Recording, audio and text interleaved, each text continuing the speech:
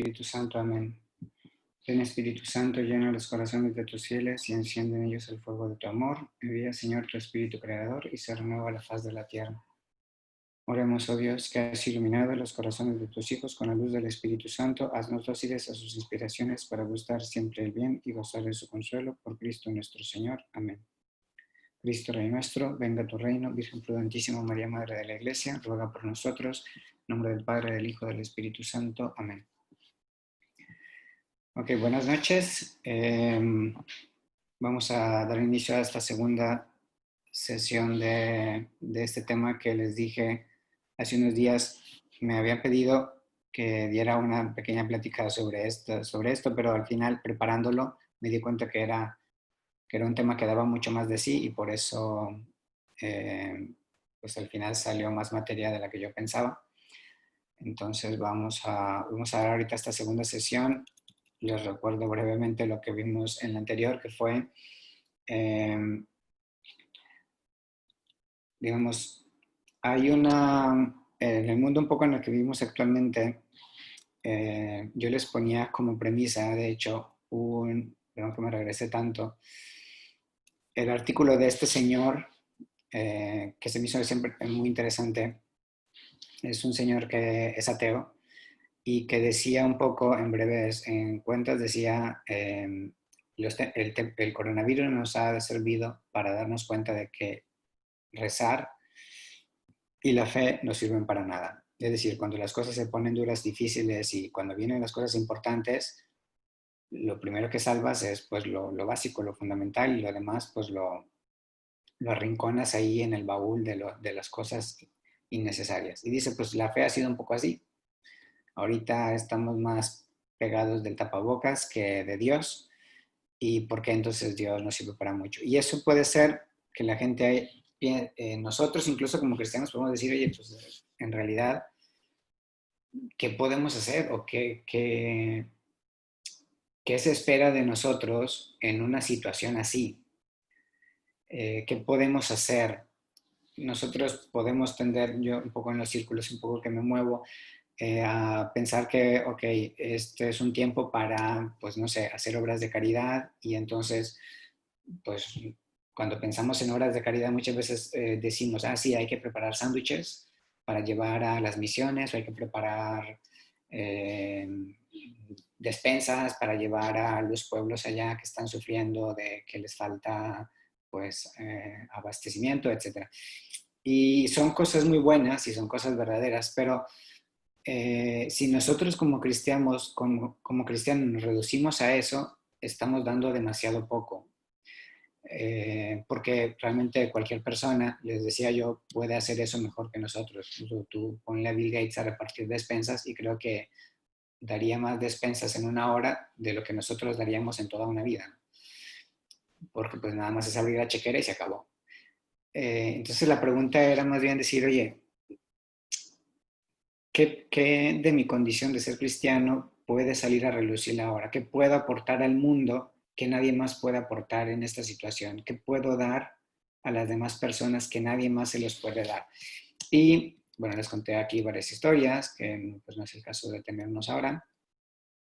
Y les mostré cómo en la tradición cristiana hemos tenido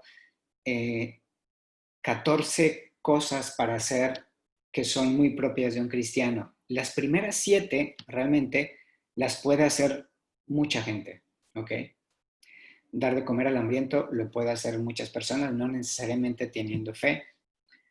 Dar de beber al sediento también lo puede hacer muchas personas, no necesariamente con fe. O sea, repartir agua lo puede hacer cualquiera. Pero las otras 7 que les dije, que es lo que nosotros conocemos como las obras de misericordia espirituales, son mucho más profundas y mucho más intensas, donde allí entra en juego más allá de la cartera o de la disposición de tiempo, entra en juego el corazón. Y es ahí, yo creo, el punto focal donde podemos decir, aquí se palpa la acción propia de un cristiano. Ahora, nosotros decíamos la vez pasada que estas son 2 cosas que uno no puede separar. Uno no puede, por una parte, dar de comer al hambriento y dejarlo, por ejemplo, en la duda o dejarlo en la ignorancia. No puede dar de beber al sediento y al mismo tiempo no perdonar sus ofensas. Como no puede darle posada al peregrino y no consolarlo si está triste, ¿ok? No puede vestir al desnudo y al mismo tiempo no sufrir con paciencia sus defectos, ¿ok? Entonces son como eh, actos que están relacionados y que tienen que estar relacionados entre sí. Si no, si nosotros comenzamos a ser cristianos, eso, que durante la cuarentena, ¿qué es lo que hacen? Reparten sándwiches, como que los ateos van a decir, ah, mira, estos, pues mira, para eso sirven, ¿no? Para repartir sándwiches. Y dices, oye, pues como que pues Jesús murió para que yo pudiera repartir sándwiches, como que no hay algo un poco más profundo de lo que yo pueda dejar un poco huella en este mundo. Y es ahí donde yo les dije, vamos a intentar en estas sesiones desempolvar lo que conocemos como las horas de misericordia espirituales, que puede dejar en nuestro modo de actuar un sello muy profundo de lo que significa ser cristianos. Eh, Más allá de las obras de misericordia corporales, como así llamamos, que también hay que hacerlas, no digo que no hay que hacerlas, pero muchas veces hacemos las obras de misericordia corporales y dejamos las espirituales en el baúl de los recuerdos, ahí estacionadas, y, y vemos realmente donde yo creo que es precisamente en ellas donde más se refleja el ser cristiano. Muy bien. Lo que vamos a ver cada obra de misericordia una por una, vamos a intentar un poco desentrañar lo que significa y la vamos a ver con estos tres puntos, ¿ok? Primero vamos a ver el problema, es decir, si cada obra es una obra de misericordia, vamos a primero ver la miseria que esta obra como que intenta solucionar o quiere dar respuesta, ¿ok? Ese sería el problema. Después los peligros, que sería como cuando uno quiere hacer esta obra de misericordia, ¿en qué peligros puede caer? Que uno puede decir, oye, yo sí estoy aconsejando al que duda, pero al final puede uno estar metiendo las patas cuando, o sea, no ser un buen consejero. Uno se cree un buen consejero, ¿no? Como muchas veces el Estado, ¿no? Los hombres preguntan, los jóvenes preguntan, ¿qué tengo que hacer para vivir una vida sexual plena y feliz? Y el Estado que responde, consejero, pues usa condón, ¿no? Tú dices, oye, pues valientes consejos me das, ¿no? Eso es un consejero un poco banal, ¿no? Entonces, los peligros en los que se puede caer, entonces hay que hacerla bien. Y el tercero, la actitud cristiana con la que tenemos que llevar a cabo esta obra de misericordia. Muy bien, la vez pasada vimos aconsejar a los que dudan, no me voy a detener en eso ahora, pero sí decíamos que el mundo, o sea, los hombres necesitarían poder encontrar en cada uno de nosotros un buen consejero. Los hombres necesitarían poder encontrar en cada cristiano una persona que les ayuda a encontrar el camino en medio de una situación de duda. ¿Ok? Ese debería ser. Entonces, preguntémonos muchas veces nosotros, oye, yo ahorita, eh, pues, no sé, soy una persona que puede aconsejar a los demás, que sabe aconsejar a los demás. Tú puedes decir, oye, no, o sea, no sé cómo aconsejar a los demás y no me atrevo a hacerlo. Pues oye, pues comienza por pedirle al Espíritu Santo que te ayude a hacerlo, porque si no hacemos este tipo de cosas, repito, hacemos demasiado poco, estamos dando demasiado poco al mundo y realmente de nosotros necesitarían más un buen consejero que un repartidor de sándwiches o que un repartidor de despensas. No estoy queriendo decir que esté malo lo de la despensa, no, es muy bueno y hay que hacerlo, ¿ok? Eso como que aviva el corazón, pero tenemos que ir más allá de eso, ¿ok? Nuestro ser cristianos no puede limitarse meramente a eso, ¿ok? Entonces vamos al la segunda obra de misericordia, que es enseñar al ignorante. Aquí, ¿cuál es el problema? El problema es la ignorancia. Es decir, lo que va a buscar esta obra de misericordia es solucionar es la ignorancia. Ignorancia o ignorar viene del latín ignoscere. In significa, es un verbo compuesto. In significa un prefijo de negación. Por ejemplo, se usa en palabras como inaudito o indigente. Y noscere significa conocer. Entonces, el ignorante es o la ignorancia es falta de conocimiento. Curiosamente, bueno, el hombre es un ser bastante incompleto en sus sentidos. Eso es interesante, como pues, los animales, muchos animales nos ganan en el sentido del olfato, muchos animales nos ganan en el sentido de la vista, muchos animales nos ganan en el sentido auditivo y en el sentido del gusto y en el del tacto, muchísimos. Entonces, como que incluso cuando tú ves, te ves, el hombre se ve corporalmente, se ve bastante incompleto, es como muy, dices, oye, pues ve, pero pues su visión no es la mejor, como que hay muchas cosas así. Su intelecto muchas veces es lo que hace la gran diferencia para superar los límites, ¿ok? ¿Cómo superamos los límites de algunas veces no poder ver bien? Pues el intelecto nos ha ayudado a crear mecanismos para hacer lupas y telescopios. Y, recuerdo que una vez estando en Roma, un padre que tenía pues un telescopio, un día de nube, o sea, de noche estrellada, lo sacó y nos mostró un poco, nos ayudó a ver cómo usarlo y nos hizo ver los aros de Saturno. Y recuerdo que me emocionó un chorro porque dije, wow, o sea, ya no los vi en un libro, yo los vi con mis ojos. Sí, Saturno tiene aros, ¿ok? No se lo inventaba nadie. Bien. Entonces, como que nuestro intelecto nos ha ayudado a nosotros a ir más allá de nuestros límites meramente físicos. El hombre es un ser curioso por naturaleza.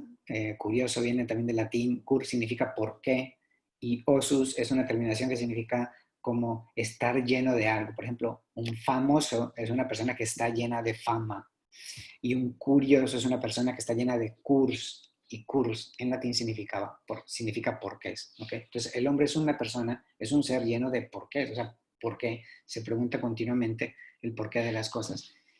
Eh, la historia, déjame ver si no me saldrá algo, no. La historia nos ha mostrado lo frágil y manipulable que es el hombre cuando está en la ignorancia o en el error. ¿Okay? De hecho, muchas veces en los regímenes totalitarios decían al pueblo hay que mantenerlo ignorante, porque mientras es ignorante es manipulable. Chesterton decía que la verdadera revolución es precisamente la cultural, no tanto las armas. ¿Ok? Es decir, lo importante y el llegar profundamente a una persona no es tanto en hacerle hacer algo, sino más bien en hacerle pensar diferente, porque el pensamiento muchas veces es lo que dirige el modo de actuar de las personas. La gente actúa como piensa. ¿Bien? Entonces, llegar realmente a lo profundo de una persona es llegar a su modo de pensar. ¿Ok? O transformar realmente a una persona significa transformar su modo de pensar. Por eso la educación es importantísima. Fue precisamente esto lo que hizo el diablo. ¿Ok? El diablo con Eva, si vemos el capítulo 3 del libro del Génesis, vemos que lo primero que hizo el diablo fue decirle a Eva, primero no le dijo a Eva que Dios no existía. No, no, el diablo le cambió su modo de pensar sobre Dios. No le puso el fruto prohibido en la boca. Eva lo tomó por sí sola. Lo que hizo el diablo fue cambiar su modo de pensar sobre Dios. Es decirle, el diablo le sembró a Eva esta idea en el corazón. Le dice, Dios es un tipo que esconde las cosas buenas con mentiras. Entonces, claro, él sabía que ustedes iban a ser como dioses el día que comieran del árbol del fruto prohibido, entonces, pues claro, les está escondiendo algo bueno a través de mentiras.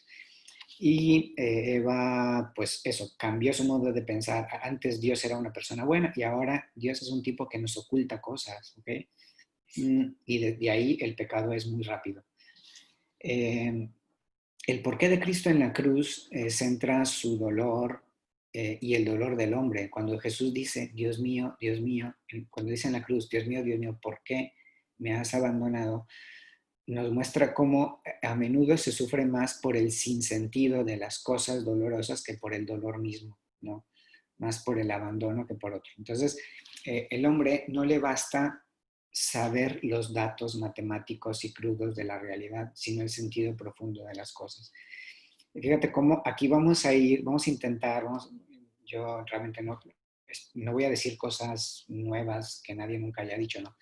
Eh, Vamos a intentar poner un poco de luz a esta realidad. Esto de enseñar al que no sabe es más allá que dar datos a una persona, ¿ok?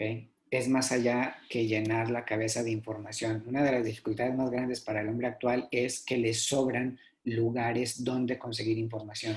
Los padres, hace como 2 semanas o 3 semanas, yo ya no sé ni en qué día estamos de la cuarentena, vimos no sé si era una película o una serie, sobre una chava judía ortodoxa, pues ultra ortodoxa, ¿no? Judía. Y esta chava pues tiene muchos problemas ahí en su casa. Llega un momento en el que su esposo le pide el divorcio porque ella como que no puede tener hijos. Y entonces ella se escapa de Nueva York y se va a Alemania. Y en Alemania llega a un café internet y en el café internet encuentra una computadora. Y en la computadora estaba Google y el buscador. Y había un chavo al lado que le dice, ¿necesitas ayuda? Y dice, sí, nunca lo he hecho, nunca he buscado nada. Y el chavo le dice, pues, ¿qué quieres preguntar? O sea, ¿qué quieres buscar? Y la chava le hace esta pregunta, ¿existe un Dios? Y entonces el muchacho así como que, bueno, normalmente uno en Google no busca esas cosas, pero bueno, el chavo pone eso, ¿existe algún Dios? Y le salen pues un chorro de preguntas. Y la chava dice, son demasiadas, perdón, le salen muchas respuestas. Y la chava dice, son demasiadas respuestas. Y el chavo le dice, sí, tú escoges la que te gusta. ¿Ok? Entonces, vivimos en un mundo así, o sea, vivimos en un mundo donde hay información y hay sobresaturación de información. ¿Ok? Y nosotros podemos caer un poco en ese error de pensar que estar informado es estar formado. O poner el ejemplo, mientras mi hijo más sepa, pues más formado está. Pero informar no es lo mismo que formar, ¿no? Hay muchachos que son enciclopedias caminando. Yo me he topado con chavos súper inteligentes que son sabelotodos, pero que tienen el corazón encerrado en sí mismos, súper egocéntricos y todo. Entonces dices, con este chavo no se puede hacer nada, ¿ok? Eh, digamos, otro peligro en esta obra de misericordia es el viejo adagio este de chango viejo no aprende maroma nueva, ¿no? Y nosotros a lo mejor estamos un poco hechos al modo en el que hemos vivido nuestra vida de fe. Tenemos ya esquemas ya hechos de los que ni Dios puede sacarnos de ahí, ¿no?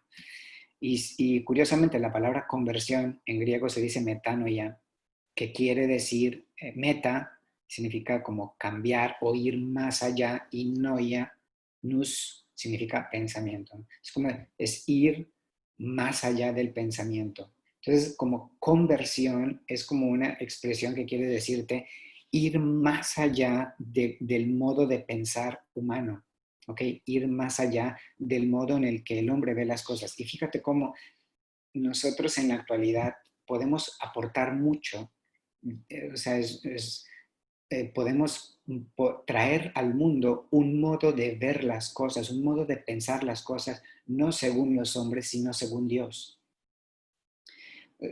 Un cristiano tiene mucho que hacer en la política, un cristiano tiene mucho que hacer en la economía, un cristiano tiene mucho que hacer en educación, tiene mucho que hacer, colócate tú todo lo que puedas, lo que te imagines, y tiene mucho que enseñar el cristiano, porque el cristiano ve las cosas y ve el mundo, ¿ok? Es el metanús, o sea, piensa las cosas y piensa el mundo no como las piensa un hombre, sino como las piensa Dios, ¿ok? Y ese, como las piensa Dios, es ponerle una luz especial a las cosas, ¿ok?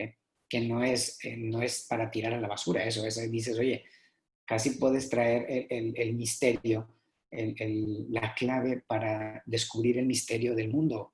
Prácticamente la traes en la mano y la escondes. Y entonces tenemos cristianos que cuando se meten en la política dejan de vivir como cristianos. ¿Por qué? Porque se los come el mundo de la política o de la economía o de lo que sea, ¿ok? De los negocios. Entonces, este desafío que debe afrontar el ignorante en esta obra de misericordia es cambiar su visión de las cosas y de los hechos, no según la lectura miope que hace de la realidad, sino verla y abrirse a perspectivas sorprendentes que van más allá de su mera síntesis de datos. ¿Ok? ¿Qué es lo que decimos? Ver las cosas como las ve Dios. ¿Okay? Aportar al mundo la visión divina de las cosas. ¿Okay? ¿Por qué, algunas veces el comunismo no funciona? Porque el comunismo no tiene a Dios en el corazón. ¿Por qué muchas veces el capitalismo no funciona? ¿Okay? Decía Chesterton, decía que el capitalismo y el comunismo son, terminan igual que el Monopoly. ¿Okay? Los dos terminan igual. Uno gana y se queda con todo y los otros se quedan sin nada. Entonces, ¿por qué? Porque muchas veces no metemos nuestra fe en estas cosas, no metemos la visión de Dios en las cosas. Okay, entonces, el peligro, aquí hay varios como sucedáneos que uno puede decir, oye, creo que estoy practicando esta obra de misericordia, pero en el fondo dices, oye, no, te estás quedando con la finta. ¿Okay? Una, por ejemplo, es pensar que enseñamos a los demás cuando llenamos de datos y de información su cabeza. Dice, oye, sí, yo practico esa obra de misericordia. Yo hasta doy clases, ¿okay? Doy clases en la escuela y mis niños saben todo. Tú les preguntas las tablas de multiplicar y te las dicen al derecho y al revés. ¿Okay? Pero como que dices, esta obra de misericordia es eso, es dar información, como si el hombre fuera una enciclopedia que hay que llenar, pero si no vamos a fondo a mostrarles el sentido profundo de la realidad, nos quedamos cortos. Otra es, por ejemplo, creer que somos buenos cristianos porque sabemos responder con exactitud los contenidos de la fe. Y dices, yo soy muy buen cristiano, yo me sé todas las cosas y el que me la pregunta se las digo y todo eso, ¿no? E incluso yo algunas veces, antes incluso, me ponía mucho a discutir en internet y en foros y en, o sea, Facebook, unas discusiones eternas con ateos y todo eso. Entonces me di cuenta de que realmente sirve de poco. Dejas medio riñón ahí y la persona, porque al fin y al cabo detrás de una pantalla es fácil escribir, ¿no? Eh, entonces, creer que somos buenos cristianos porque sabemos los contenidos de la fe y todo el que viene a contradecirme le doy tres buenas repasadas y lo dejo en el suelo de todo lo que me sé. Pero eso no es enseñar, ¿ok? Pensar que esto es lo que debo enseñar cuando practico esta obra de misericordia. Ahora, vamos al tercer párrafo. Creer que educamos a nuestros hijos en la fe porque se saben las cosas, ¿no? O porque están en un colegio católico donde les dan clases de religión. Dices, oye, ya estoy cumpliendo, ¿no? Eh, yo de hecho alguna vez hablé con un señor que le dije, oye, estábamos hablando de la fe de sus hijos, ¿no? Y al final me dijo, no, es que eso yo se lo dejo a mi esposa, ¿no? Porque es que ella se encarga de eso. Yo traigo el dinero y ella que forme a los niños. Yo, pobrecilla, tus hijos, o sea, para tener a alguien que les dé, pues contratan a otra persona, ¿no? O sea, puedes dar más que eso. Es al punto al que voy, ¿no? O sea, no significa que dejes de trabajar y dejes de traer comida, no, y el dinero, no, lo necesitan, pero puedes dar algo más que eso. Si te limitas a eso, pues eres como una especie de banco, ¿okay? Que no cobra además, ¿no? Que no cobra intereses. Eso, creer que educamos a nuestros hijos porque ahí, entonces, para eso está el padre, ok, para las preguntas de fe y de Dios está el padre y las consagradas y la maestra de religión, ok. A mí no me metas en eso porque yo no puedo ir más allá que eso, pero yo creo que cumplo, ok, porque los tengo ahí. Otro peligro muy grave es el usar la fe como para manipular a la gente o dar miedo. Esto lo hemos visto que lastimosamente lo hemos visto en la historia, que es como usar el nombre de Dios en vano. Okay, Dios te va a castigar, Dios te va a no sé qué, Dios te va a no sé qué. Que dices, oye, pues mucha gente ha vivido su fe a base de pensar de que no me quiero ir al infierno, ¿no? Y no digo que todo el mundo se vaya a ir al cielo, ¿no? El infierno existe y el diablo existe, ¿ok? Está claro, ¿no? Pero eso al final no nos lleva más a Dios, ¿ok? Entonces, cuando tú dices, ¿cómo puedo yo enseñar? O sea, si yo me quedo meramente en el, en el enseñar la fe con una especie de continuo acusación y dar miedo a la gente porque es que esto no es de Dios y te vas a ir al infierno y lo que sea, pues eso al final crea más ateos que cristianos, ¿no? La vez pasada, una señora, de hecho, estábamos creo que en la capilla de la escuela, no me acuerdo, y un niño comenzó a gritar, o no sé, comenzó a hablar muy fuerte en la capilla, ¿no? Y entonces la mamá le dice, cállate porque si no el padre te va a regañar. Y en ese momento yo me volteo a la señora y le digo, yo le digo, acabas de dejar ir una oportunidad maravillosa. Y el Señor así como que, y ahí delante del niño le dije al niño, campeón, cuando tú estás hablando en la capilla, no es que Dios se vaya a enojar o que el Padre se vaya a enojar y te va a regañar. Eso es lo de menos, campeón. Cuando tú estás hablando en la capilla o gritando o hablando con otra persona o metido en tu celular y eso, te estás perdiendo la oportunidad de hablar con Dios. Te estás perdiendo la oportunidad de intercambiar unas palabras con el creador del mundo, con la persona que te hizo a ti, que hizo todas las cosas. ¿Te quieres perder esa oportunidad? ¿Eres tan loser para perderte esa oportunidad? O sea, como que tú es importante que le muestres a la persona lo que pierde cada vez que no hace una cosa. Dices, te estás perdiendo la oportunidad de hablar con Dios. Ya el padre, si el padre se enoja o no se enoja, me da igual. Yo de hecho no me enojé. Yo no lo voy a regañar. Pero muéstrale, en vez de regañarlo y decirle, te vas a regañar, te vas al infierno, no sé qué, muéstrale la belleza que hay de eso que él se está perdiendo. Que también hay que decir, oye, pues es que eso es pecado, campeón, ni modo, ¿ok? Eso es parte de abrir los ojos a la persona. Pero si uno se queda solamente diciendo es pecado, pero no explica, oye, la belleza que hay detrás del no comportarse o de comportarse de un modo, es absurdo. Yo dije, ve, entra a la capilla, siéntate enfrente, ¿ok? Y platica 2 minutos con Jesús, ¿ok? Así le enseñaste mucho más al niño que diciéndole, el padre te va a regañar, ¿ok? Porque el Padre Jesús pues no lo va a hacer, ¿no? De hecho. Ok, entonces, ¿cuál es la actitud cristiana? Ok, ya dijimos varias cosas, pero ¿cuál entonces? Dices, brother, entonces, ¿qué significa si yo quiero ser una persona que enseña al que no sabe, cómo tengo que hacerlo? Ok, y está clarísimo. Dice, el Evangelio de Mateo, en el capítulo 28, es el pasaje de la ascensión, que fue lo que celebramos el domingo pasado. Jesús resucitó, se quedó 40 días con los discípulos entre que se les aparecía y que no, y llegó un momento en el que ya se iba a ir al cielo. Y antes de irse al cielo dijo estas palabras, ¿ok? Dice, toda autoridad me ha sido dada en el cielo y en la tierra. Vayan pues y hagan discípulos a todas las naciones, bautizándolos en el nombre del Padre, del Hijo y del Espíritu Santo, enseñándoles a guardar todo lo que yo les he mandado. Y aquí que yo estoy con ustedes todos los días hasta el fin del mundo. Aquí puse unas palabras en griego, no le presten mucha atención. Me sirven más bien a mí para decirles que en este pasaje del Evangelio están escondidas tres verdades sumamente profundas de lo que significa enseñar al que no sabe. Y vienen un poco, todas están un poco relacionadas. Fíjate en el último de los últimos verbos que dice, enseñándoles, en griego se dice didasco, enseñarles va relacionado con una palabra que está arriba, con otro verbo, que es hagan discípulos. En la antigüedad,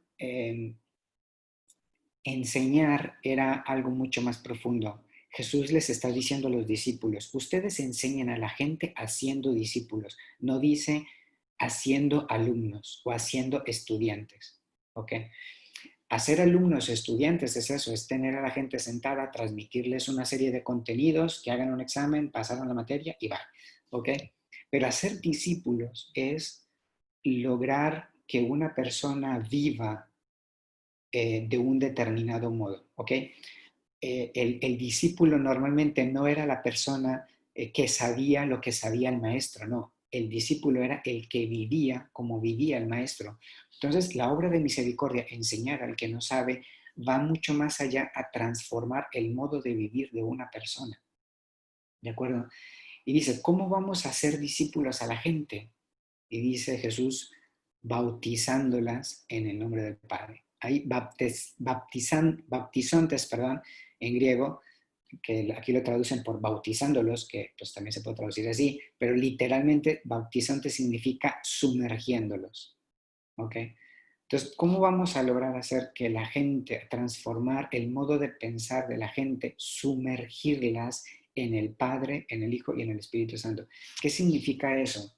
Significa que lograr hacer que la gente esté impregnada de esta visión de Dios y de las cosas, de que Dios es Padre, ¿ok? Que Dios es mi Padre, que Dios es Hijo que murió por mí en la cruz y por amor a mí, y que Dios es Espíritu Santo que se quedó conmigo hasta el fin del mundo para darme sus 7 dones y llevarme al cielo, ¿ok? Cuando tú logras hacer que una persona impregne su vida de esta verdad, ¿ok? Que viva según esta verdad, según que es hija de Dios, ¿ok?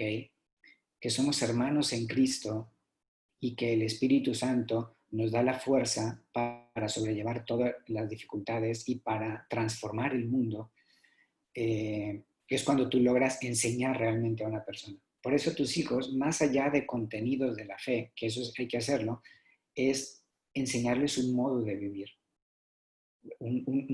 que logren ser discípulos, que logremos hacer que toda su vida esté permeada de lo que creen.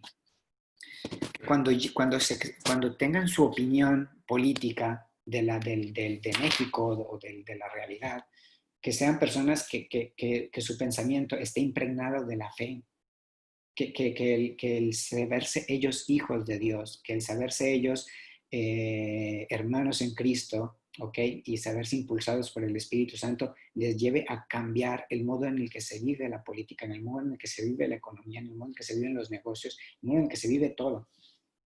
A mí me quedó esto muy claro la vez pasada, hablando con una señora que pasó por un problema difícil en su vida y después yo le dije, oye, pues a pesar del problema difícil que has tenido, no has dejado de ser hija de Dios. Y hablamos mucho rato sobre eso. Y como 2, 3 semanas después, me escribe y me dice, hermano, voy de viaje a tal ciudad y tengo que dar allá unas conferencias. Y no voy como economista, voy como hija de Dios. Y yo dije, esta mujer entendió todo, la entendió a la perfección, ¿ok? Porque cuando tú te sabes hijo de Dios, impregnarás todo lo que haces de esa realidad. Y entonces, quien te enseñó eso te habrá sacado de la ignorancia más profunda, ¿ok? La ignorancia más profunda no es no saberte la teoría de la relatividad, sino es no saber cuánto Dios te ama, ¿ok? O sea, puedes ser al cielo, no entrarás si no sabes eso, ¿ok? Al cielo no entrarás si no sabes eso. Pero puedes no saber muchas cosas. Puedes ser una persona que no se sabe las tablas de multiplicar. Esto no se lo digo mucho a los niños porque después van a decir, ah, mamá, no necesito las tablas de multiplicar para ir al cielo, ¿no? Pero no necesita, para el cielo necesitas saber cuánto Dios te ama. Y necesitamos que los cristianos enseñen esto, que los cristianos enseñen a los hombres a vivir como personas amadas por Dios. ¿Okay? Entonces, ser discípulos es transmitir un modo de vivir, enseñar con una vida lo que significa ser cristianos. Entonces, no es un problema de transmitir conceptos, sino un problema de sabiduría. El cristianismo, de hecho, al inicio se decía el camino. ¿Okay? Seguimos a alguien que se presentó como camino, verdad y vida. Entonces, ser cristianos es seguir a una persona y vivir una vida de hijos de Dios en nosotros, ¿no? Estamos llamados a sumergir, impregnar el mundo con la fuerza de Dios, ¿ok?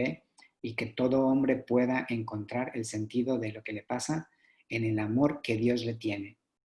Bien, el sentido de la realidad de las cosas en el amor que Dios Padre le tiene. Lo que transmitimos es más grande que nosotros. Por eso, aquí en este pasaje del Evangelio, Jesús dice, toda autoridad me ha sido dada en el cielo y en la tierra. Es decir, cuando tú vas a hablar de Dios a los demás, cuando tú vas a enseñar al mundo a ser discípulo, no estás hablándote de tu teoría, ¿ok? No estás hablando de una cosa que te inventaste o que leíste en un librito o en un manual. Estás hablándolo con la autoridad que le fue dada a Jesús, ¿ok? Estás transmitiendo palabras eternas. Y aquí es un punto donde tú dices, oye, yo, una persona que quiere enseñar a los demás a vivir su fe, ¿ok? Que quiere transmitir, a ser discípulos de los demás, primero tengo que preguntarme esto, ¿ok? Me acerco a Dios, yo personalmente, me acerco a Dios como quien todavía puede aprender algo. Porque si yo quiero enseñar algo a alguien, primero tengo que saberme una persona que todavía pueda aprender mucho. Bien. O sea, tendré yo la flexibilidad para que Dios pueda enseñarme cosas nuevas y yo poder enseñar cosas nuevas, ¿no? No podemos tener a la gente toda la vida. ¿Cuáles son los 10 mandamientos? Los 10 mandamientos, los 10 mandamientos, los 10 mandamientos. Y pasó 80 años y todavía no se sabe los 10 mandamientos, ¿ok? Necesitamos que aprendan a vivirlos, ¿me explico? Eh, Me dejo contradecir algunas veces por Dios. Es como una actitud de vida que tú dices, oye, híjole, Dios como que me está llevando por un camino en el que pues yo no estoy acostumbrado a vivir mi fe así. La vez pasada que fuimos de misiones, me acuerdo que un señor que tiene su empresa y todo eso, fuimos de misión allá a un pueblo por Arteaga, y dice que él se sentía, o sea, dice que le daba más nervio tocar así a una casa de estas de los ejidos para entrar a hablar de Dios que cuando tenía reuniones en su empresa. Dice, algunas veces yo me iba a Alemania o a no sé qué lugares, pues a vender lo que yo hago, ¿no? Y a vender y a no sé qué, y a convencer a los inversores y todo eso. Y yo hablando y hablando y hablando, y yo no tenía cero nervios, pero aquí, cuando tengo que entrar a la casa de estas personas, que son personas muy sencillas, muy pobres, cuando tengo que entrar a su casa y tengo que enseñarles y tengo que hablarles de Dios, me da un nervio tremendo. Y dices, oye,